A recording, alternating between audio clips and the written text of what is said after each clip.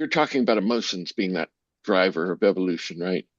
It's it's stopping ourselves when or catching ourselves, not stopping ourselves, but catching ourselves in the act of an emotional response or after the fact of the emotional response.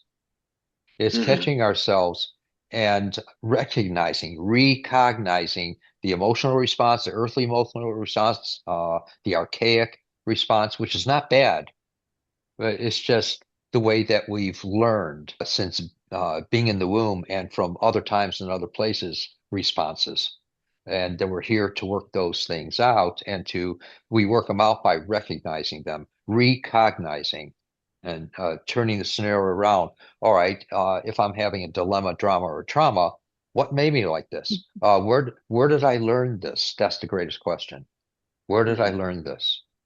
And we'll reflect back, if we're honest with ourselves, we'll reflect back to this time, this place, say a few years ago, or when we were children, and we began the pattern of that, because that's what created the emotional response, either in hurting us or hurting someone else, or someone else, doing a number on us in some way or another, and or witnessing something with other people doing something, or reading about something, or hearing about something.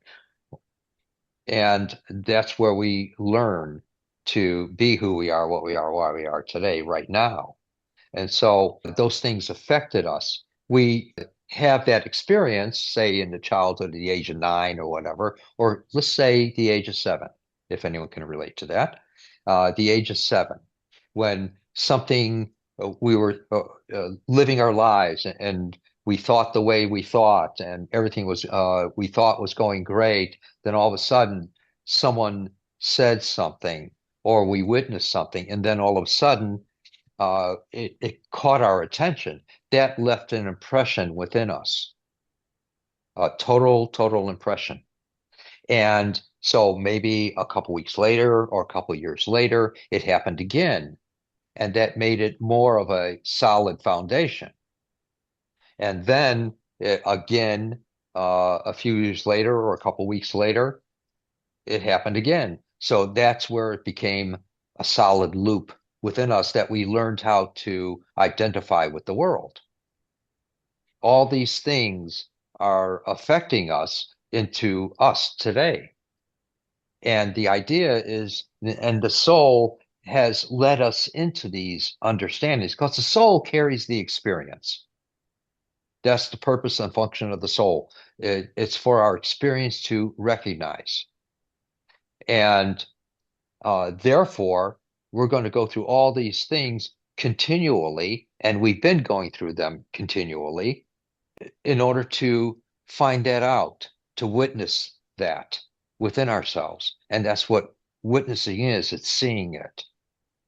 So we're going through these experiences, and now we have an opportunity to catch ourselves and say, whoa, where did I learn that? And we'll go back to that time. And once we witness it without the emotional response, which is what created it, that left the impression, that struck us in the heart or in the tissues of our body and mind, that's in witnessing it, seeing it objectively and observantly, then the back of that particular situation is broken, and we no longer have to work with that.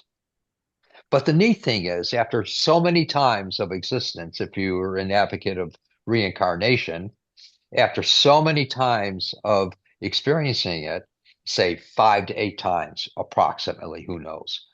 If we don't get it, and in every presentation and in every life, eventually in all different ways, all different scenarios each time, then it's stripped from our soul and we don't have to worry about it. So why bother?